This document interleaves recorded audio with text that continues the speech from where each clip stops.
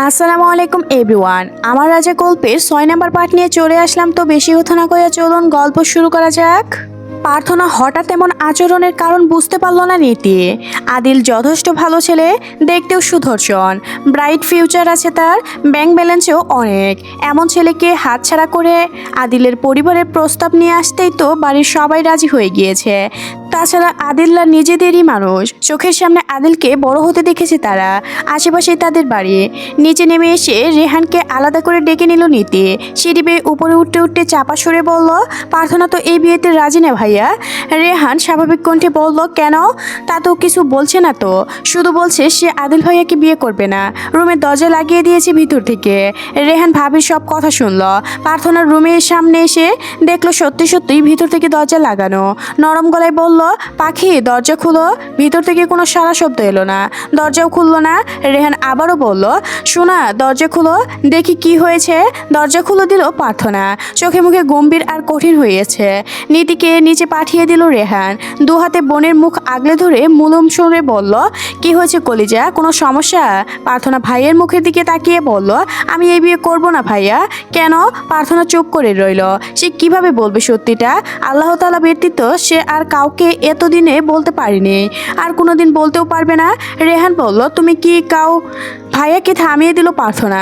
কাদু কাদু গলায় বলল, এমন কিছু না ভাইয়া, তবে আমি এই বিয়ে করব না। অন্য যেখানে বিয়ে দিবে সেখানেই করব, কিন্তু এই লোককে করব না। তুমি ওদের নিষেধ করে দাও, চলে যেতে বলো এই বাড়ি থেকে। রেহান কোনোভাবেই বোনকে রাজি করাতে পারল না। সে কেন রাজি না এটাও জানতে পারলো না। ছোটবেলার মতো জেদ ধরে এক কথায় বারবার বলছে। বোনের চোখে পানি দেখে রেহানও আর বেশি জোরাজুগি করলো না। বোনের মাথায় হাত বুলিয়ে দিয়ে বেরিয়ে এলো রুম থেকে। নিচে এসে বাবাকে আলাদা করে ডেকে জানালো, প্রার্থনা রাজি না এই বিয়েতে।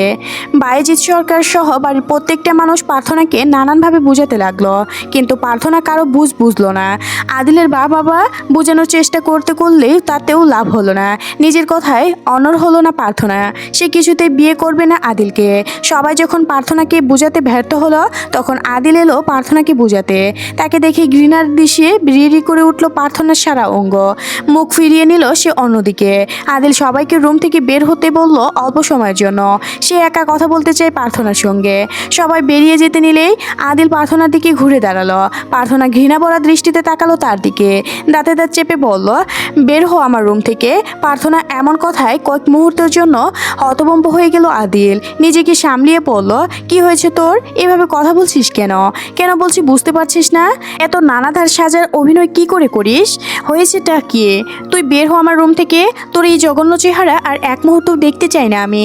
পাগল হয়েছিস নাকি? আমাকে তোর পাগল মনে হচ্ছে? অসভ্য নিকৃষ্ট শয়তান, কি ভেবেছিস তুই? সব ভুলে গিয়েছি আমি। জানোয়ার কোথাকার, এক্ষুনি বের হ আমার রুম থেকে। আদিল কিছুক্ষণ শান্ত চোখে তাকিয়ে থাকার পর শয়তানের মতো হেসে বলল, ও কিচ্ছু ভুলি নেই।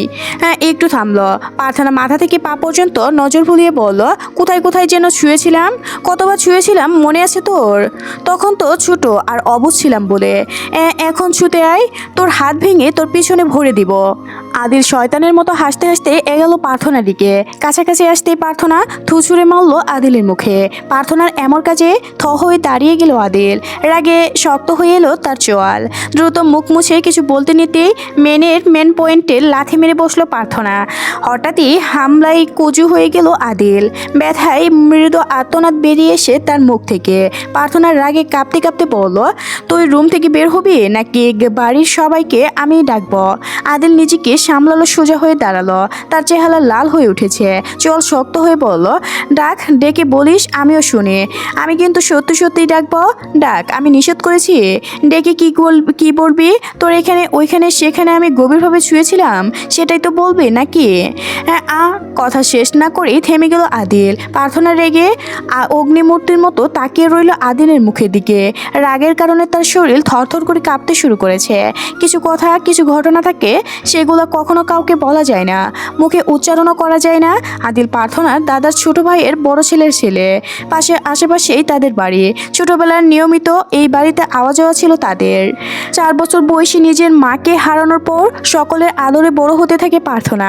মা না থাকায় তার কপালে সকলের আদর ভালোবাসা একটু বেশিই জুটেছে।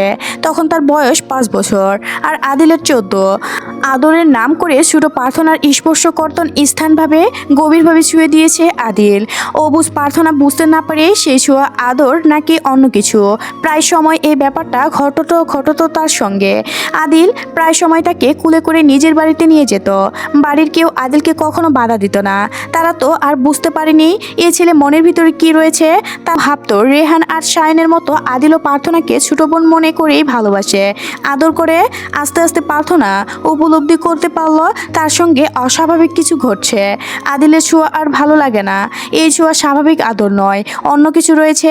রেহান, শায়ন বা অন্য কেউ যখন তাকে কোলে নেয়, আদর করে, তখন তো তারা এমন লাগে না। শুধু আদিলের ছোঁয়াই এমন লাগে কেন? তাছাড়া আদিল তাকে যেভাবে ছুঁয়ে আর সেখান থেকে অন্য কেউ তো সেভাবে ছয় না। প্রার্থনা আদিলের সঙ্গে দূরত্ব তৈরি করে। আদিল বাড়িতে এলে সে আর আদিলের কাছে যেতে চায় না। আদিল তাকে কাছে ডাকলেও যেত না। আদিল তাকে ধরার জন্য এগিয়ে এলেও সে পালিয়ে যেত। বড় হতে হতে প্রার্থনা বুঝতে পারে তার সঙ্গে কি ঘটন ঘটেছে। নিজের শরীরের প্রতি ঘৃণা জন্ম গিয়েছিল তার, বলা যায় না। ট্রমার মধ্যে চলে গিয়েছিল সে। সেসব থেকে বের হতে তাকে নিজের সঙ্গে নিজেরই যুদ্ধ করতে হয়েছে। না সে কাউকে বলতে পেরেছে, আর না তো কেউ বুঝতে পেরেছে তার কখনো। তখন থেকে সেই নরম সরল প্রার্থনা হারিয়ে গিয়েছে। ক্লাস 7-এ একবার এক ছেলের তার ডান কাট চেপে ধরেছিল। প্রার্থনা সেই ছেলের ওই হাতের মধ্যে চুলের কাঁটা খুলে ঢুকিয়ে দিয়েছিল। একদম ওফর হয়ে গিয়েছিল কাঁটাটা। হ্যাঁ, সেই ঘটনা নিয়ে অনেক ঝামেলা হয়েছিল। তার নামে মামলা পর্যন্ত করতে চেয়েছিল ছেলেটার পরিবার। প্রার্থনার বাপ ভাই তো কম নয়, তারা সিসিটিভি ফুটেজ সংগ্রহ করে উল্টো তাদের হুমকি দিচ্ছিল। অনেক কাহিনীর পর সব কিছু মিটমাট হয়। ছেলেটা মাফ চাওয়ার পর প্রার্থনার কাছে। ওই ছেলেকে স্কুল থেকেও বের করে দেওয়া হয়েছিল। আদিল সে শুধু প্রার্থনার সঙ্গে এমন করেছে ব্যাপারটা তা নয়। আদিল আরও অনেকের সঙ্গেই এমন করেছে। প্রার্থনা নিজেই সেসবের সাক্ষী।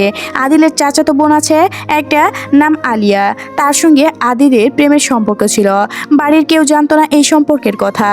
আলিয়ার সঙ্গে আদিল ফিজিক্যালও হয়েছে। আলিয়াকে বিয়ের জন্য যখন বাড়িতে আলোচনা শুরু হয়, তখন সে আদিলকে বলে বাড়িতে তাদের সম্পর্কের কথা জানাতে। কিন্তু আদিল তখন নিজের আসল রূপে আসে। সে জানায় সে তাকে বিয়ে করবে না। আলিয়া চাইলেও বাড়িতে তাদের সম্পর্কের কথা জানাতে পারে, কিন্তু ভেবেচিন্তে যে জানায় আদিল কখনো স্বীকার করবে না আলিয়ার সঙ্গে তার সম্পর্ক আছে। আর আলিয়া যে প্রমাণ করবে আদিলের সঙ্গে তার সম্পর্ক আছে, তেমন কোনো প্রমাণও নেই। আদিল রাখেই নেই। আলিয়া যদি সত্যিটা বাড়িতে বলে দেয়, তবে আদিল তো স্বীকারই করবে না। উল্টো বলবে আলিয়ার অন্য ছেলের সম্পর্ক রয়েছে, তার সঙ্গে শুয়েছে। এখন সেই ছেলে বিয়ে করতে চায় না বলে তার ঘাড়ে চাপিয়ে দিচ্ছে। আলিয়া চাপা গায়ে রং নিয়েও খোঁটা দেয়। তার ওপর তার মতো সুদর্শন এক পুরুষ যে আলিয়ার সঙ্গে এতগুলো দিন কথা বলেছে, শুয়েছে, এটাই তো অনেক। সে তার স্ত্রী হতে চাইছে কিভাবে? তার রুচি এতটাও খারাপ নয় যে সে আলিয়াকে বিয়ে করবে। এই ঘটনার পর আলিয়া সুসাইড করতে চেয়েছিল। হিতাহিত জ্ঞান হারিয়ে ফেলে ফ্যানের সঙ্গে ওড়না ঝুলিয়ে সে যখন জ্বলবে, সে মুহূর্তে বাড়ির ছাদের পরের ওপর থাকা প্রার্থনা ঘটনাটি দেখে ফেলে। সে চিৎকার শুরু করে ছাদের ওপর থেকে।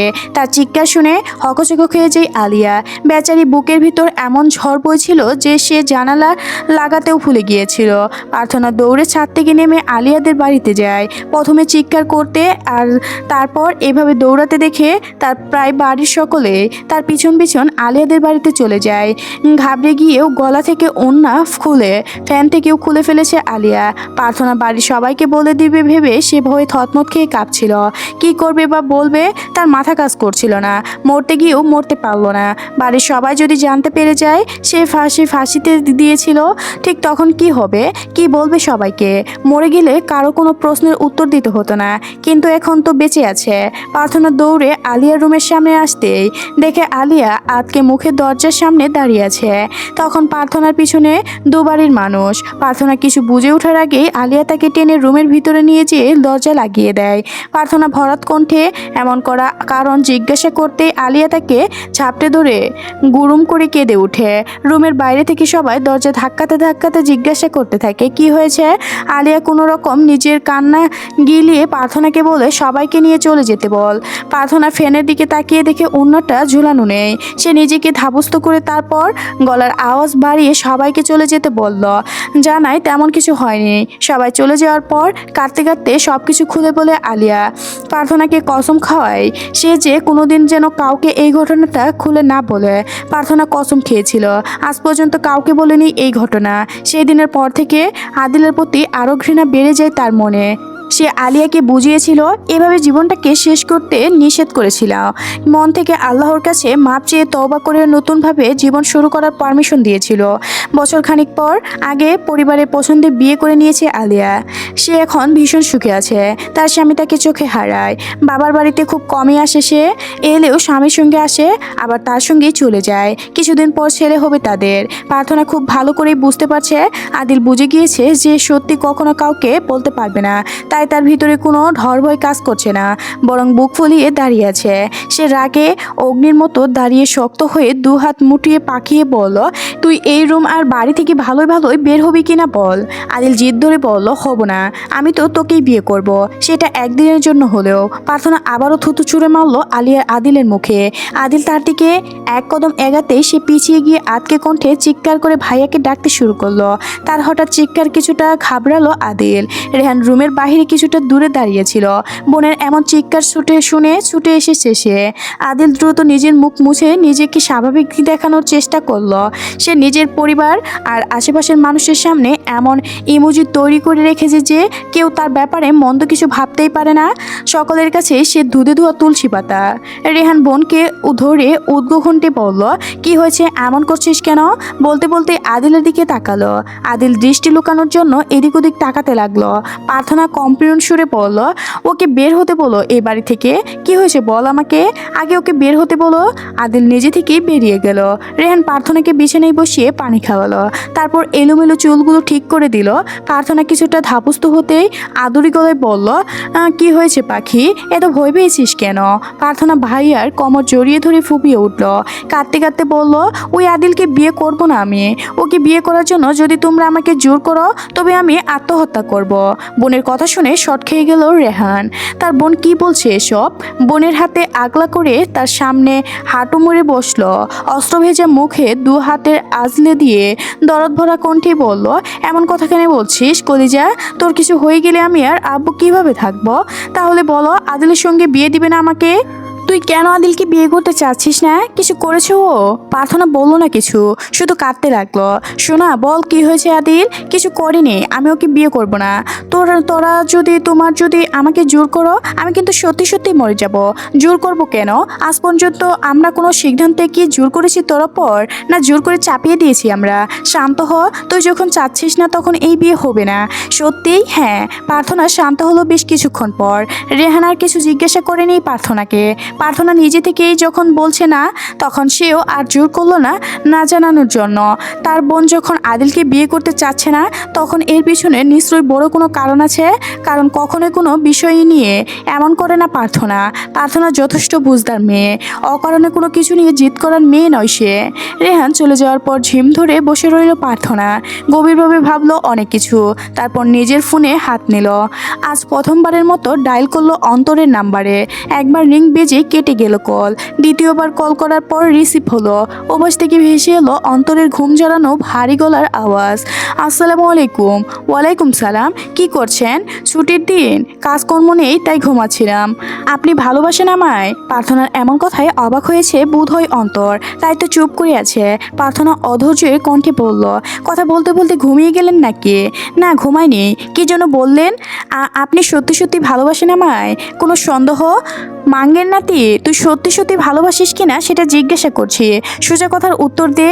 ভালোবাসিস আমায়? আমাকে নিয়ে সিরিয়াস তুই? হ্যাঁ অবশ্যই, আমি অবশ্যই তোমাকে ভালোবাসি, আর তোমাকে নিয়ে সিরিয়াসও। তাহলে আপনার মা বাবাকে নিয়ে বিয়ের প্রস্তাব নিয়ে আসুন আমার বাড়িতে।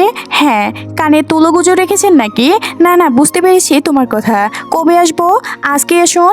আজকে তো সম্ভব না। কেন? আব্বু আম্মু তো খালামণির বাসায় গিয়েছে, আস্তে আস্তে রাত হবে। তাহলে কবে আসবেন? আগামীকাল আসি। আচ্ছা, কি হয়েছে? তোমার গলার আওয়াজ এমন শোনাচ্ছে কেন? আর এত রেগেছো কেন? পরে বলবো, রাখলাম। আগামীকাল কিন্তু আসবেন, আর যেভাবে হোক আমার বাড়ির সবাইকে রাজি করাবেন। যদি না আসেন আর আমার বাড়ির সবাইকে রাজি না করাতে পারেন, তবে জীবনেও আর কোনো দিন আমাকে কল বা মেসেজ করবেন না। আচ্ছা, ভালো থাকবেন। আজকের গল্পটি এ পর্যন্ত শেষ হয়ে গেল। পরবর্তী পার্টও দিয়ে দেওয়া হয়েছে, তো সবাই দেখে নেবেন এবং চ্যানেলটি সাবস্ক্রাইব করে নেবেন আর একটা করে লাইক করে দিবেন। ধন্যবাদ সবাইকে, ভালো থাকবেন।